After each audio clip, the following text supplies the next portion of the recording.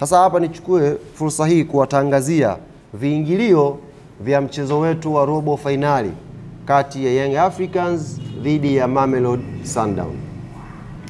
VIP A ni shilingi 30,000.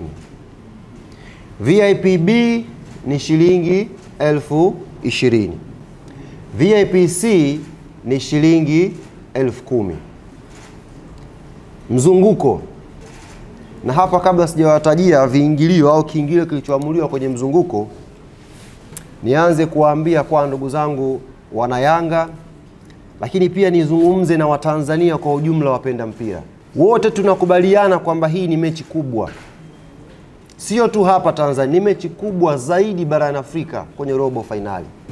Jumamosi ambayo mechi hii itapigwa, kesho yake itakuwa sikukuu ya Pasaka, kama sijakosea vizuri. Itakuwa ni mkesha wa kuamkia sikukuu ya Pasaka.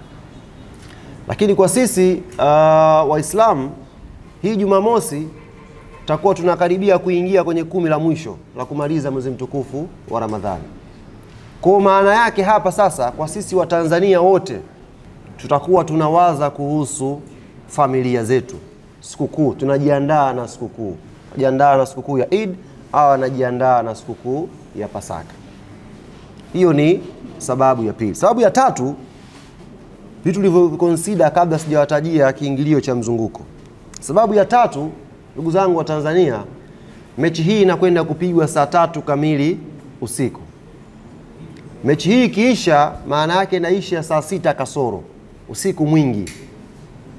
Sisi wote tunajua saa 6 usiku ikishafika, usafiri pia wa umma unakuwa umeshapungua kwa kiasi kikubwa.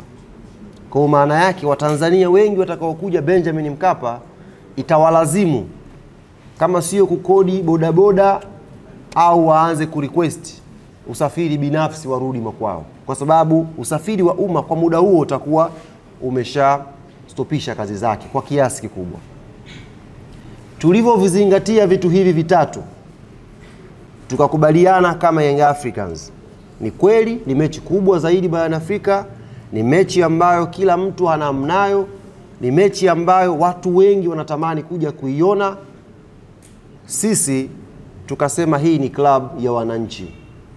Tusitumie mechi hii sasa kumaliza matatizo yetu, tukawaumiza wananchi. Hii ni mechi ya wananchi na tuwape wananchi mechi yao. Rais wa klabu ya Young Africans, kamati yake ya utendaji wakakubaliana VIP A iwe 30, B iwe 20, C iwe 10 na mzunguko iwe bure. Kwa hiyo nichukue fursa hii kuwakaribisha Watanzania wote Benjamin Mkapa siku ya Jumamosi inshallah tarehe 30.